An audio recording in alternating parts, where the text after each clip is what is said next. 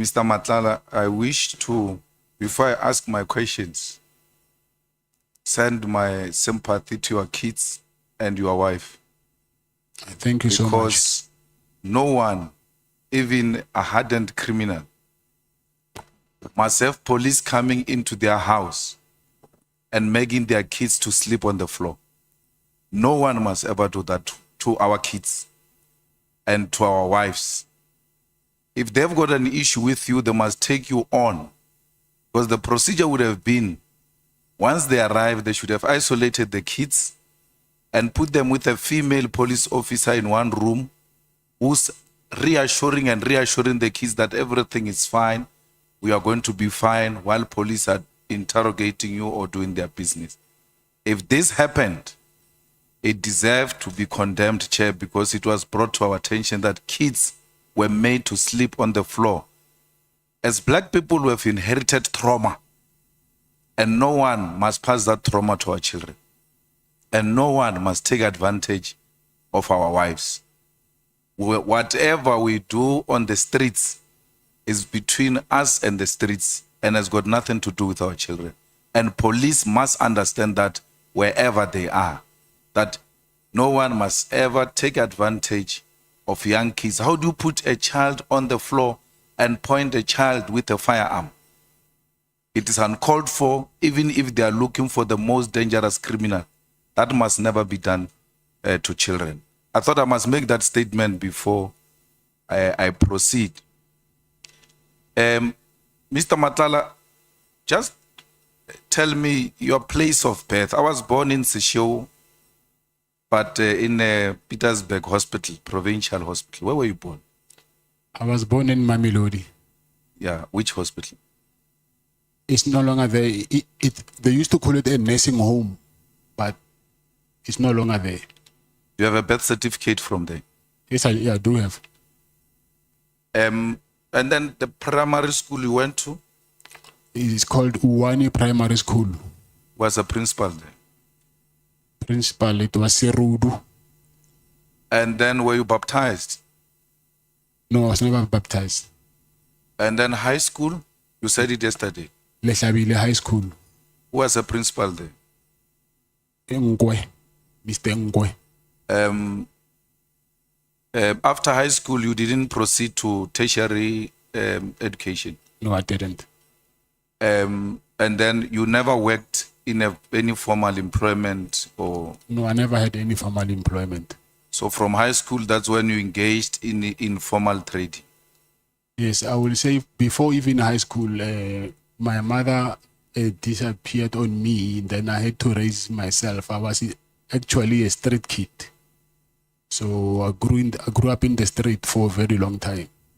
So I just realized after when I grew up that my mother passed away, but she was an albino. And I heard later that she was raped because there was this myth that if you can rape an albino, then you can get cured for whatever. Then that thing traumatized her a lot that she disappeared. And when I found her, she was terminally ill. Then I think it was 2002 when I found her through her friend. It was very late and then she passed on. But all along, I was street kid. I'm sorry to hear that.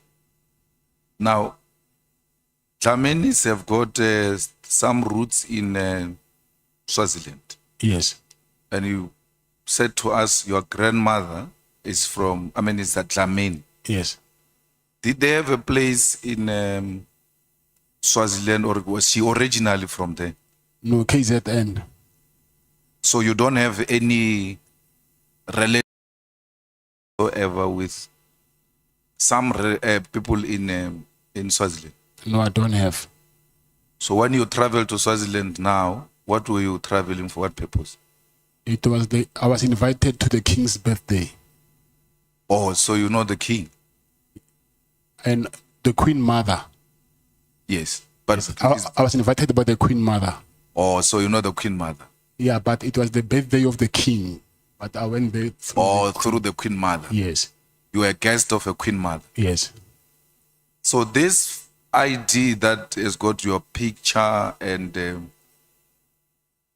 ID number that is similar to yours and all of that. What is the story there? I don't have an ID for Eswatini. So that thing was fabricated so that they can deny me bail. Yes, but in the judgment of the appeal or something, it looks like that judge Judgment. didn't consider that as the grounds that must be used to deny you bail, because he says police did not produce the original ID, Yes. if I'm not wrong. Yes, on the judgment, they said that I've traveled to Eswatini using that fraudulent ID, but which is, we know, is impossible. You cannot pass a border with an ID. That thing is not a traveling document. So they said that. And another thing is, when I came back, unfortunately, they didn't stamp my passport. So they said I've got access to get in and out of the country undetected. Because my wife's passport, my passport, and my protector's passport were not stamped. So it was the overlook of the BMA or Home Affairs, I think. Why did you resign from Medicare? It's because of the allegations that were surrounding me at that time. They said they didn't know by then that she's my sister. They said I gave him a contract to a slay queen. And then also there was these allegations about me, which I did not think that it will be a good image for the company. So I just thought by then, let me just resign and put someone until I clear my name. So why didn't you also put your shares in a blind trust if you didn't want to damage the image of the company? Yes, that's what I did. The shares, that's why I said I still hold the shares. But no, your shares in a blind trust if you didn't want to damage the image of the company. Yes, that's what I did. The shares, that's why I said I still hold the shares. But no,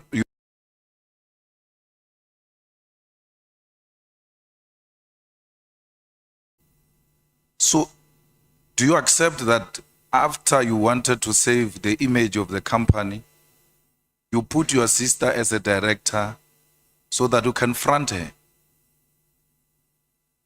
Because you didn't relinquish for business reasons. You relinquished because you want to face some challenges and someone must be holding the fort for me while I'm still fighting. But effectively, I'm running it. I can call money on it. She can't say anything. I can tell her to do this. It's effectively you doing it. She's just a front. yes, I agree. But it's not like I was using her. So she's family, and then it was only for the time being until I clear myself, I clear my name. No, once you are fronting a person, you are using a person. You just agreed with me that you are fronting her. You are using her. But she was getting salary. Yeah, even if she's getting a salary, she's not the owner of the company.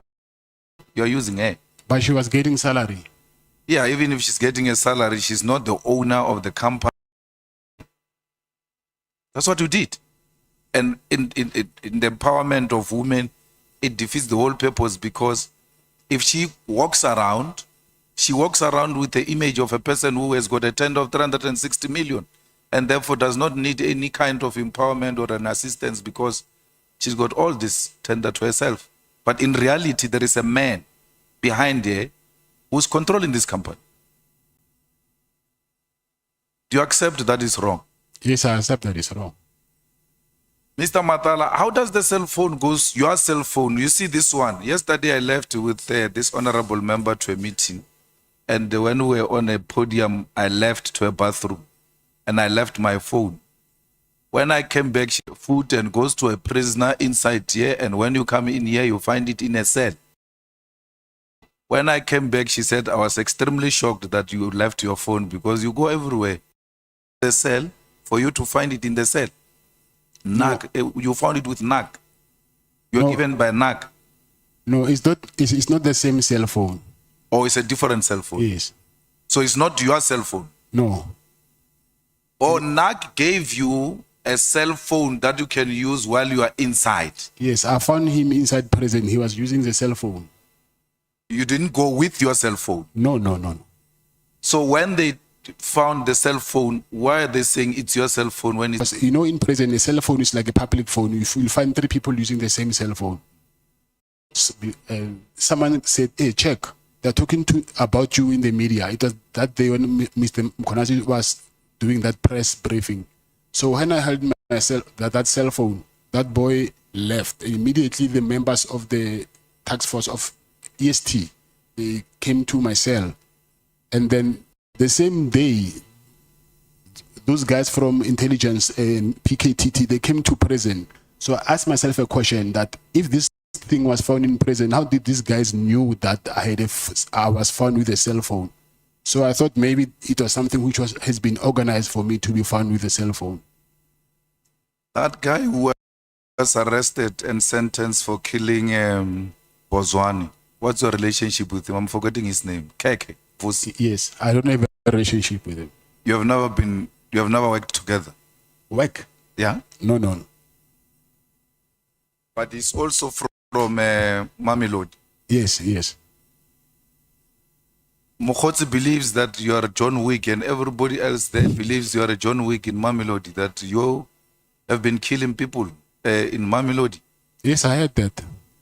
But what are you, John Wick? No, I'm not. Do you kill people? No. Have you ever been accused of murder before? No, never. So what effort have you taken, the same effort you have taken in saving the image of the company? Yes. To save your image from being called a John Wick and being called a dangerous murderer in Mamelodi? What effort have you taken? That thing, I heard it from Matlala Commission, but I was in CMEX. There we don't have access to anything. So there's nothing I can do at this moment. My main focus now is to fight to get myself out of this place. No, but you're called John Wick before you came here. No. I don't know about that. You are not called John Wick before you came here. Now, in your detail of 14 security or personal protectors, how many are former task force members? It's not task force, it's from the defense, it's special forces. Yeah. Yes. No, I'm asking about the task force, the police task force. Oh, task force is 1. It's 1. And then the special forces? I'll say maybe 8. 8. Yeah. Out of 14. So it's special forces, 8 plus 1 task force. 9. That is paramilitary. It's not VIP protection to have such dangerous, the highest form of defense of the country in one unit. How much does that cost per month? I was paying them 100,000 a month each. Yeah. So what is your personal security detail budget per month? Because remember, it's food, it's petrol, it's convoy, it's hotels, it's all of that. My budget is 2 million. No, you said the security company makes 2 million. You can't budget 2 million. So the whole 2 million, when it gets in, it goes to those people. Yes, but I don't have one company. Oh, so you source from different companies to maintain that lifestyle. I've got a message. You know, Jerry's mom called me and asked me that I must ask you to return her son, because she believes very strongly that you kidnapped her son. Yes. And she cries in tears because she says she knows you. And she has given you a plate of food to her, you are a child. If we were to talk to her now, as she's listening, what will you say to her? I will say that they are misleading her. And I think the people who are misleading her are the people who put me here in prison. Because I think they even went and told this same thing before the mother, to Jerry's wife. So I will say she's being misled, because they know very well that I'm the first person who woke up at night there, and then I was the first person who was looking for Jerry everywhere. So when they say I kidnapped her, it's because maybe of my suggestion that rather let's tell the police the truth. And then they were not comfortable with that. And I said to them, it's either we do that or we never find him, because if we don't give them a clue, then how are we going to know, how the police are they going to know where he is? So they were emphasizing that we need to save their image, his image. So me and them, we ended up not agreeing on one thing, because even myself, I was tired of looking for someone, but we must lie to the police on the other side. Yeah, but I'm saying I'm given some limited time and I'm allocating it to you. Speak to her. Talk to Jerry's mom. She's listening to you now. She's watching you. Talk to her. Her son has been missing for so long. Yes. And she feels very strongly that you took her son. Yes. The same way they felt very strong that you took AB's wife and AB's son. Yes. So before you speak to AB, speak to Jerry's mom. AB knows that. I think wherever he knows that thing, he knows very well that I've never done. No, leave AB. I'm saying, yes. AB, Jerry's mom is watching. Talk to her.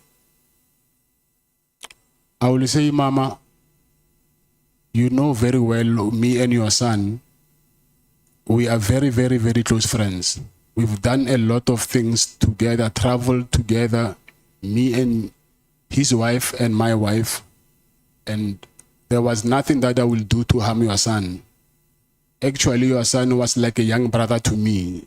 So there are people who are getting between us, trying to convince you that I took your son so that you might think of me as this bogeyman that people paint me to be. But from the bottom of my heart, I've never and I will never, ever do anything to harm your son or your family. Thank you, sir. I'm sorry.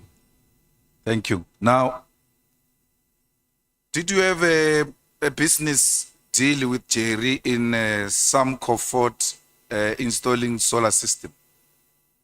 Yeah, but it was his business, but I'm the one who got it for him. So you worked together, and whatever the monies that you were supposed to transact at that level, yeah, you sorted each other out. Yes.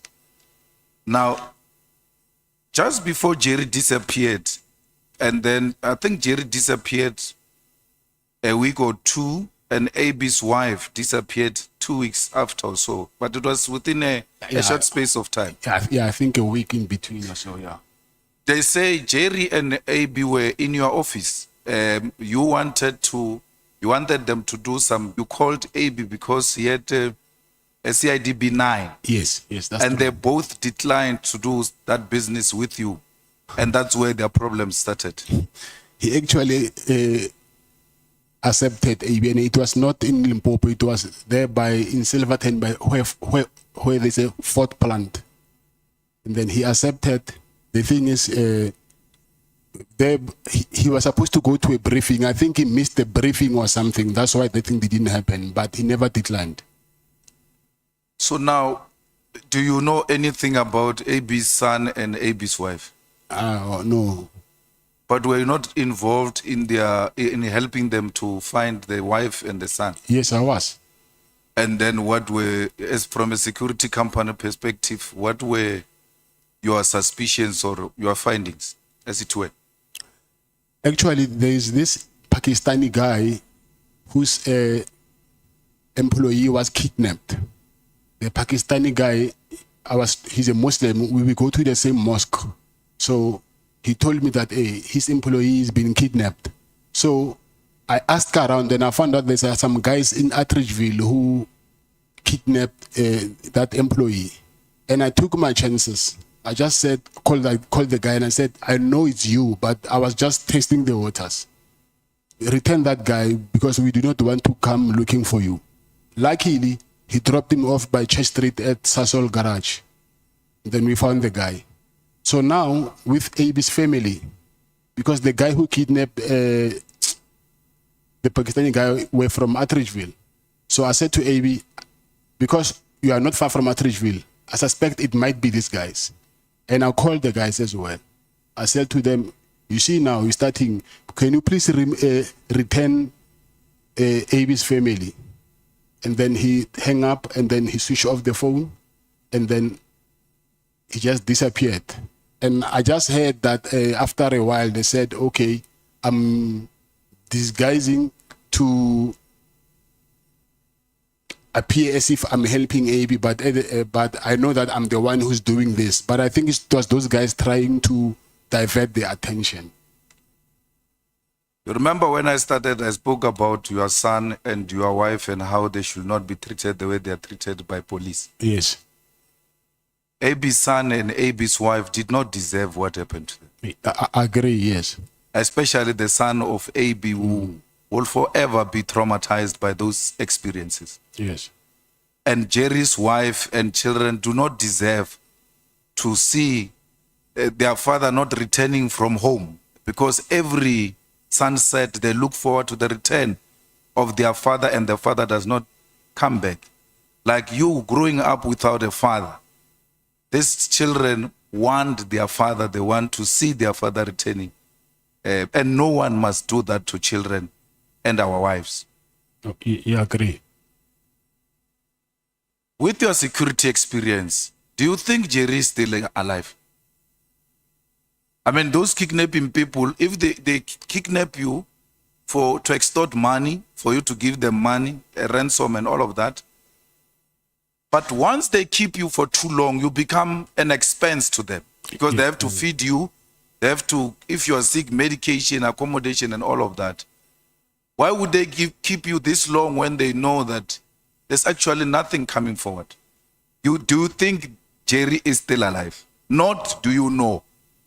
With your own security experience and your instinct as a friend who says to the mother of Jerry, this was like my younger brother. Something in you should tell you that this guy is no longer there or is still there. Honestly, I agree with you. At some point, he will end up being a liability to his abductors. So I don't think also myself by now that if he's alive, then what are they gaining for keeping him so long and then spending money on him, but they're not getting anything in return? So it's a very hard one to accept, but obviously when you add one and one together, for me, it does not give me, I wouldn't say that these people will benefit anything from keeping him so long. I don't think so. Now, have you been to the farm of the father of Jerry's wife to ask that they pay a ransom of 10 million or anything to that? To the farm? To the farm or to the father? No, to the father. Let's leave the farm. Have you been to the father, like the father-in-law of A? Jerry's father-in-law. Yeah. I mean, Jerry's father-in-law. Yeah. Have you been there and asked that they pay some ransom to these people? No, I've been there, but not to say to pay ransom. Yeah, but what were the discussion between you and the father-in-law? Because the story now is Jerry has kidnapped himself because he wants to extort 10 million from the father-in-law. And to a particular extent, you went to say to the father-in-law, please pay something, because it looks like the father-in-law is well off. He's not well off, but that's what they're saying. So actually, I volunteered to pay 5 million myself. And I said, if you guys can raise 5 million, I'll pay 5 million myself so that we can get him. So I went there to speak to his father-in-law and say, listen, let's go 50-50.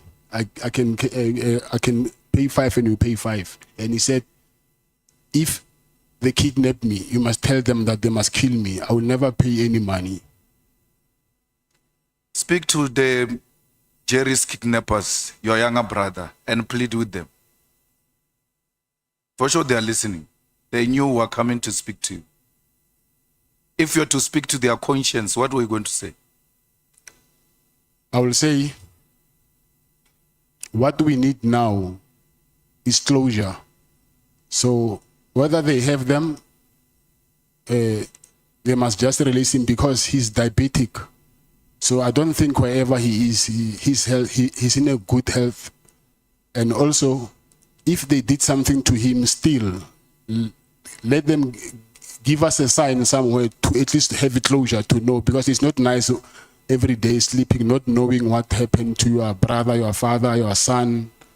So what can at least comfort us now is closure, whatever it is. So at least we can know going forward what to do. Thanks. Julius Mkwanazi, what is the story there? You installed the blue lights he installed the blue lights in the cars that are owned. What is the story there? You installed the blue lights he installed the blue lights in the cars that are owned into you. No. But there was a News 24 article that showed a lady saying Mama Cat is taking his kids to school in style, and they were playing with blue lights like they are playing with yo-yo.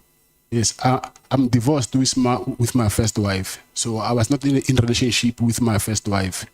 And Mama Cat is the media saying that. It's not her saying Mama Cat. So she's living her life, and then I don't even, and those are not my cars. So my cars are BMWs. I think everybody knows I use BMWs. So those. So she's got cars also with blue lights, without your involvement. She don't have cars. Maybe she sourced a security company or what she did. I don't know. Because me and her, we don't have that relationship anymore. We divorced. What is your relationship with Julius Mkwanazi? Julius Mkwanazi, I will say, he was a friend. Was.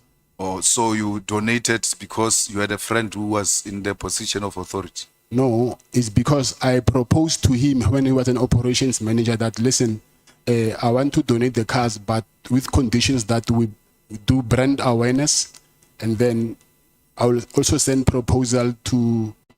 Protected by you? No, not by me. I went there when it was only once, and it was when it was state of the city address. It was only once. Yeah, but you went to fetch the mayor of the DA with your cars, yes, and they had blue lights. I don't know if they put blue lights on because I was not there. Was it not your protection that was driving the cars? Yeah, on that day they came as backup. She had her own cars, and so they only came. She needed backup. Or the DA mayor needed a backup from you? Yes. How does she need a backup from you when the Metro Police there is even as some sort of a task force? Yeah, sort of. I think Mkwanazi convinced them that my guys are special forces. Okay. That recording we heard about it in the thing there, do you say it's not legitimate? No, it's not. It's not. I even have proof of what happened. So you never gave Sibia money? No, never. You never said Sibia is a criminal? You stop speaking. But what if I'm taking a time? We pass the microphone to Honorable Matthias. I'm on, Chief. I'm in charge. No, yes, I'm the one who is running the meeting. But I'm in charge. Yeah. I'm the one who is running the meeting. I want to hear her speak. Honorable Matthias, this your is time. Our arrangement. We won. Honorable Matthias, is your time. I see you speaking. Okay, Thanks. thank you. Now, she's fronting, Chair. She's fronting. What? I didn't hear that. No, the person who's saying you're fronting, they will never even speak in the presence of their president. You see now what you did to me, Chair. So, the meeting with Mkwanazi, if we're to go to Lieutenant General Senona, will he give us or give you a confirmatory affidavit that you actually brought back the report from the guy who was tortured? Because you said you didn't go back to Mkwanazi. You actually told Senona that the guy has declined. Yes. Is Senona, the head of works in KZN, prepared to depose an affidavit to this committee confirming that you gave him that feedback and also confirming that he was part of the meeting where Mkwanazi made those kind of requests to you? I think he will, but I've never spoke with him since I'm here, so I need to contact him, but I think he will. So why would Mkwanazi think that you are the best person to talk to people who are accusing him of torture? Because he didn't know your relationship with those people. Yes, because of he found out that me and the guy, we are in the same estate. So he asked me first that if I know the guy in this estate, because he heard that I'm from Midstream as well. So, and it was Minister Begitele who arranged a meeting. Yes. And Minister Begitele is the one who said, Mkwanazi can make these problems go away that you are confronted with. Yes. And to that effect, then arranged a meeting. When he arranged a meeting, were you present like the time he was calling No, Kumalo? no, I was not. And so how did Minister Kele know about your penthouse? You are meeting for the first time. He doesn't know you and Yes, all of that. The next thing, there is penthouse staying there and all of that. How did it come up? It's the guy that he introduced me to him. He said, hey, this guy's got a nice penthouse. I assume the guy knew that Mr. Kele traveled a lot to Pretoria, and then he was struggling with accommodation. Not struggling, he had to pay accommodation. That guy said to him that actually Kathy's got a nice penthouse there, so I think you can talk to him, he can offer you. How many times has Minister Kele been to the penthouse? I think 3 or 4 times. But it looks like he said he's been there twice. Only twice.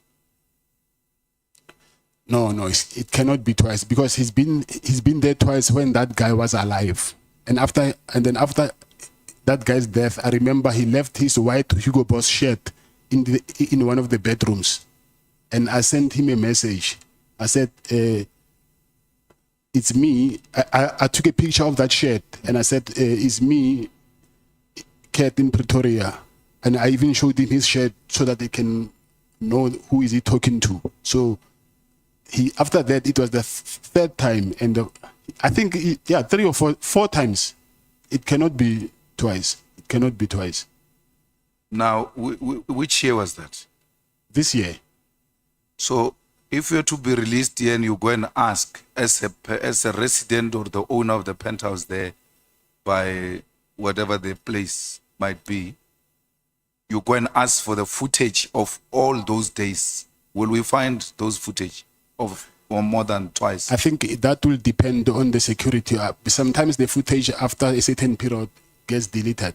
So I don't know how long they keep the footage. As a security person, how long does it get deleted? Do you delete it, or it automatically deletes itself? It does. After 3 months, sometimes it does. And if it's a residential, you'll find after 2 weeks. So we will not find your CCTV coverage of you and Kele at the hotel in Durban, where you gave him 200,000 because you said you walked to the car where the cars park normally in hotels. There are CCTV cameras for security purposes. Yes. Yeah.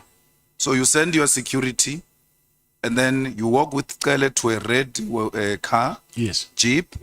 You put the money in, and then he drives away. Yes. If we're to go and subpoena such a CCTV Yes. camera, will we find it? Yes. Yes, 100%. And then that day when I'm happy because you and Minister Kele are agreeing that you went to Durban to deliver the last, the other portion, the second last, I suppose. And then when you are there, your conscience said, no, this should stop. I'm not continuing with dishing out money. This is now amounting to abuse. And then you stopped. But he kept on calling you. So where you and him agrees that you were supposed to meet in Durban. Yes. That's why he gave you 20 calls. And you are saying, yes, I drove to Durban for purpose of giving him money. And that day, I took a decision, I'm no longer doing it anymore. And he gave you 20 missed calls. And we asked him, why did you call him so many times? He says, we were supposed to meet. Yes. So on the meeting part, you and him are agreeing. What we need an evidence of is this portion of the exchange. Even if is not visible money. But as long as we see the tele money from you, the tele bag from you to his car, that's prima facie enough. So, did he really make those calls on that day when you decided no more? I'm no longer answering his calls. My phone is, even now, is here with my legal team. His missed calls are still there. You can even see them now. And we need some, even if it's smallanyana evidence that demonstrate that you indeed exchanged money, because the problem is that Mabonga is dead. Yes. And the protector that went to fetch the Woolworths bag, is he still alive, and will Yes. he be prepared to dispose an affidavit that you send him in the presence of Minister Kele to go and fetch a bag? And obvious, if he's a personal protector, meaning a bodyguard, he will walk with you or behind you as you walk to the car with Minister Kele, and then you putting, will he give us some affidavit? Yes. Yes. I'm worried, Mr. Matlala. 12 cases withdrawn, 1 guilty verdict, 1 not guilty verdict, 1 acquitted. And you've got police around Pretoria here who are sent around as your eyes boys. Why would the police go and fetch a car to... Your story is actually making this the case of that police officer even worse. Because you take a card from your PA, you give it to a police officer. What stops a PA from taking the card to go and buy a battery and bring it to you? Because generally that is the work of the PAs. And here police are being converted into PAs in the absence of the PAs. They're actually being given the job by PAs that they said, I must give you a card to go and do what I'm supposed to do or I'm employed to do. What should we take of this kind of a relationship you have with police? And the next thing, cases are withdrawn, and meaning the people who have actually complained in these cases have never experienced justice, because this will somehow, the reason we're asking you about this police officer is to determine your proximity to the police in this area and to determine whether police are actually under your control. No, they're not under my control. Yeah, but why would you send a police? And he's probably older than you. No, he's not. Or is a small boy? He's a lighty. Okay. So you were sending a lighty policeman to run around? Not a lighty. You know, when you, like a little brother, I will say that. So not a lighty in a defamatory manner. So I'm saying sometimes, yes, you might be a policeman, but at home you are a brother, you are a sister, you are a father. So when you are at home, whether you're a policeman or not, or you're a judge, if I'm your older brother, I can send you whatever, then you will do that. So it's not because of I'm undermining you as a police officer or as a judge or whatever. I'm saying you can send a judge who's your younger brother to go and buy a battery. Oh, bread or whatever you want. A judge. Your brother, I think he will, when he's at home, you know, he'll call you Abuti, whether he's a judge or not. So that respect will always be there. Thank you. Thank you, Mr. Matlala. I want my sister to have an opportunity to speak to Kat, even if it's not too long. Let's go. But you also have other businesses. Your lifestyle is large. It's large. It's large. 14 guards a day going around. Just talk about the guards. Then you said you got 9 kids. I'm assuming most of them, if they're still at school, they all go into private school. I'm sure you live in a very huge flash. I'm just talking your lifestyle alone. Does not quantify the amount of income you're saying that you received from your legitimate businesses. So I don't think, and maybe you must talk to it, is that one of your best friends, you've said, is a producer of drugs. How is it that you're not part of selling drugs when your best friend is that? You've just spoken to his mother. His mother has even said he's given you a plate of food. How are you supporting your lifestyle? With my businesses. But there is proof in my bank statements where the money, you can trace where the money comes from. It's not like it's a cash deposit from private people. So you can see that it's this company and then there's an invoice. So you can trace where the money comes from. So you'll be open to having a SIU investigation into your lifestyle to match? They're doing it now as we speak. Okay, so I guess we'll have to wait for that to come. This is also bothering me. So when you're going through passport, do you have special treatment? Because how is it that when you're going through border control, you don't know that passports are not stamped? It's not possible. I'm saying it's an oversight. No, it can't be. There's no way you're there by the passport control. So do you go to passport control or do you sit in the car and you have handlers go through, stamp the passports, and then they go through? Because you're there at border control. You sit there and you see, like, you'd know that your passport is not stamped. So, but it's not only my passport. I can... So that's why I'm asking. Yeah. Did you personally go through border control? Yes. Or did you have handlers do it for you and you were standing on the side? The car will park next to the office, and then they'll want to see. Obviously, I'm inside the car, and then the BG will take all our passports, and then the authority will come, and then they want to see our faces first before they can compare with the passports. So they do that. So what happened, I really don't know. On both sides, both the South African border side and the Lesotho border side. No, it's only, they've noticed it on the 19th when I went to Eswatini, and when I came back, it does not show me coming back to South Africa. From whose side? Exiting or entering? Because you have to get to... Entering South Africa. I've never seen that. They stamp. And I don't think which border did you use? Because I don't think you do it through... Oshuk. And then this John Wick reputation that President was talking about. You've just explained on how you have that John Wick reputation, because when we were talking about the issue about at one of the kidnappings, you said you took chances and you called whoever this person was, I missed the name, and you said, Mr. you Matlala, don't want me to come for you. And the you person stop was talking. released. Stop That's speaking. confirmation of John Wick.